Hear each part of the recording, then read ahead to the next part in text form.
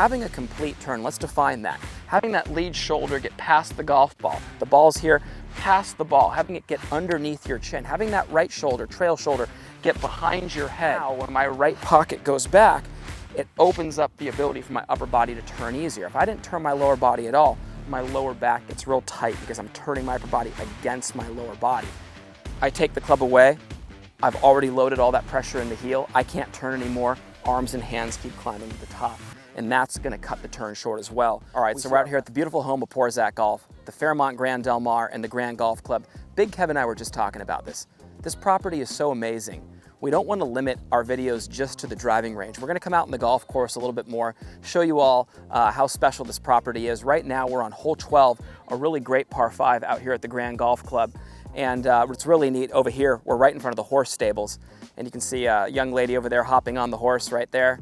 And they have equestrian over there. It's not currently set up, but right across the pond, look at this archery. That's for the members and the guests of this incredible property.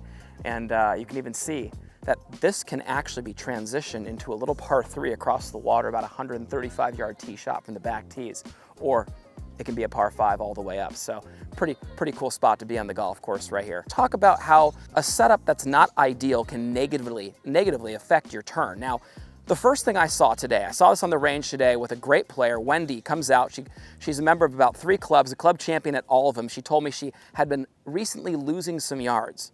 And then it's like being a crime scene investigator. I want some clues here. So I thought, give me some more feedback. What kind of shot shape are we seeing? She goes, she's a right-handed golfer. She goes, I'm hitting some pulls and I'm hitting some cuts. And I go, okay, we know this. That's an out to in path. Either the face is square to the path, pull, or the face is open to the path, cut. Wait, she's not hitting it that far either. I bet she's not making a complete turn to the top with her body. Well, what can get me going out to in and what would cut my turn short? Open shoulders. Shoulders pointed too far left for the right-handed golfer. You can hang your hands down. If you see a crisscross motion here with the palms, you know you're not square. Here I'm square. Well, let's talk about that. We look at Wendy's setup. Sure enough, she's 20 yards left with her shoulders. Let's say that's approximately 10 degrees, right? 10 degrees from being in a neutral position here. She was 10 degrees open. That's 10 degrees from this perspective that she's cutting her turn short. If she was just square, it would have been much easier to make that complete turn. So instantaneously, not only did I see a spike in distance, but the path of her swing straightened out, started hitting it higher, straighter, even saw a couple draws as opposed to the low peeling fades. That was incredibly important, okay? So having your shoulders being open can really negatively affect how much your body turns. It's why when we have certain players that get to a point in life where they're a little bit older or their body's not working the same as it used to. Even my father, I take him for an example. He had a fusion in his lower back. Well, he can't turn the same way he used to, so I set him up to turn. I get him in here, I drop that right foot back, I flare it out a little bit, I actually close his shoulders a little bit, and that gives Dad degrees of rotation before he ever pulls the trigger. Now, that leads me to telling you, for most of you, I'd much rather see, if anything, us be a little closed off to help promote a bigger turn. The turn is so important in the backswing. Having a complete turn, let's define that. Having that lead shoulder get past the golf ball. The ball's here, past the ball. Having it get underneath your chin. Having that right shoulder, trail shoulder, get behind your head. That's incredibly important because it's your turn that happens to be the driving force of your golf swing. It's your turn that keeps your hands and the club connected to it. If you don't turn, your arms and hands get themselves to the top. And that was the case in what was happening with Wendy and why she wasn't picking up the distance that she needed to. So I would check to make sure your shoulders are square. I would check to make sure that we're not too open. That's a very big one. Guys, especially with the driver. That ball position gets more forward in the stance. And what happens? We reach forward and face the ball as opposed to facing the middle of our stance and then reaching up. And that opens our shoulders more.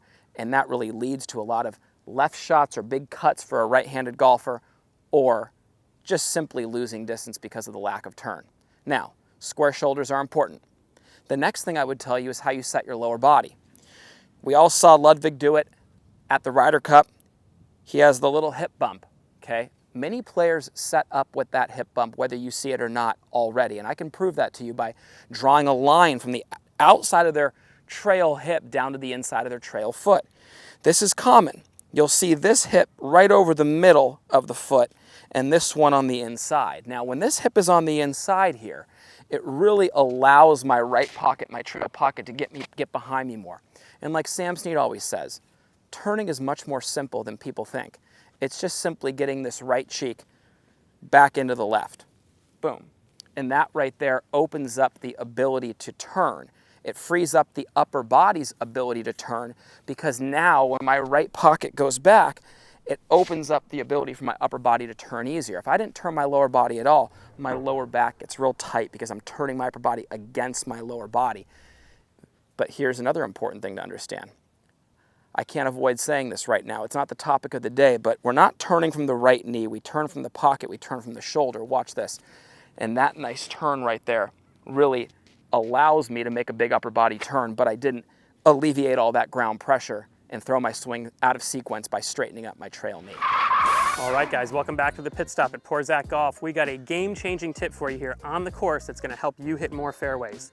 Now, we always wanna tee the golf ball up with intention. What that means is we're gonna stand behind the teeing area and take a look at the whole hole. If there's anywhere where there's a lot of trouble, we always wanna try to tee our ball up closer to the trouble.